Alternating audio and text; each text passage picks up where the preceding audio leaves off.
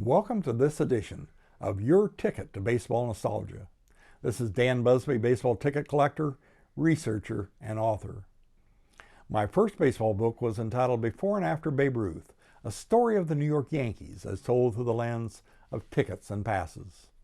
In this edition of Your Ticket to Baseball Nostalgia, we are covering the tickets related to the games the Brooklyn Dodgers played in Roosevelt Stadium in Jersey City in 1956 and 1957.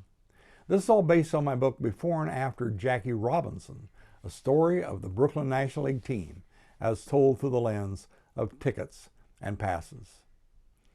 I'm sitting in a couple old seats that were used at Wrigley Field decades ago.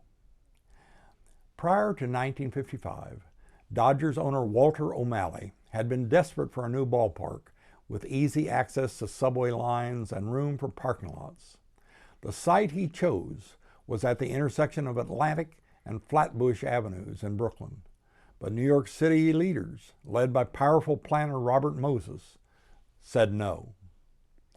After O'Malley failed to gain favor with New York City leaders on building a new ballpark in Brooklyn, he announced on August 17, 1955, that in 1956 and 1957, the Dodgers would play 7 games at Roosevelt Stadium in Jersey City, New Jersey.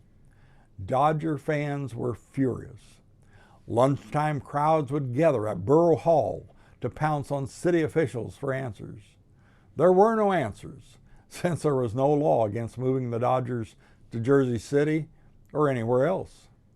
The fans were mad for 2 reasons. One, they did not want to travel to Jersey City to see their team play. And number 2, there was an indication that the Dodgers might be leaving Brooklyn for good. Fans from Brooklyn would have to use buses on the Hudson Tubes, a subway through tunnels under the Hudson River, to travel to Jersey City. Roosevelt Stadium opened in 1937 and was financed as part of President Franklin D. Roosevelt's New Deal program. The park was on Jersey City's west side. It seated approximately 25,000. It was the home of the Jersey City Giants, an affiliate of the New York Giants from 1937 to 1950. The team was commonly referred to as the Little Giants. From 1951 to 1956, the stadium was primarily used for high school football games and weekly stock car races. Equipped with an asphalt motor racing track and an ice skating rink, both had to be removed to play baseball. There were only 6,500 parking spaces. People who lived in Jersey City did not care about the Dodgers. They were Giants fans over there. When the 3 New York Major League teams began mass radio and television broadcasts of their games, Jersey City's attendance plunged from 337,000 in 1947 to 63,000 in 1950.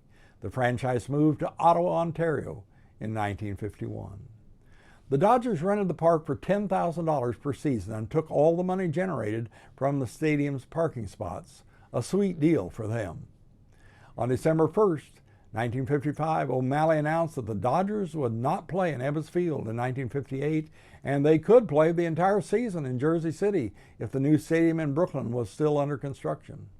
In reality, the Dodgers played 1 exhibition game and 7 regular season games in Jersey City in 1956, 8 regular season games in 1957, and moved to Los Angeles at the end of 1957.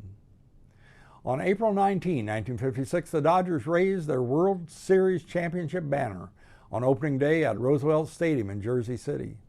In this game, Robinson had come full circle, for this was the scene of his grand debut as a Montreal Royal almost exactly 10 years before. After the game, most of the Dodger players were in a foul mood, openly ranting about the park, the fans, the lack of hot water, and the front office for cooking up such a stupid scheme. Jackie Robinson was particularly unhappy that he was jeered by attendees that were predominantly fans of the hated New York Giants. Several of the Dodger players indicated they felt that the fences at Roosevelt Stadium were not too friendly. Opening day attendance for the game against the Phillies was well below capacity at only 12,214 on a cold day. The attendance was such an embarrassment for Mayor Bernard Berry that he took a full-page ad out in the Jersey Journal begging fans to buy tickets for the remaining games. Attendance increased after the first game, with the average attendance for the Jersey City games that year at 21,196, about 5,400 more than the games played at Ebbets Field that year. In the 1956-57 off-season, O'Malley sold Ebbets Field to the city. They retained the right to lease it for the 1958 season. The sale simply fueled speculation that the Dodgers might not be playing at Ebbets Field after the 1957 season. Not only was O'Malley looking to leave Brooklyn, but Horace Stoneham and the Giants were thinking about a move. The Giants were in financial trouble, and if Brooklyn moved, matters would be worse because 40% of the Giants' total revenue came from the 11 Dodger games played at the Polo Grounds each year.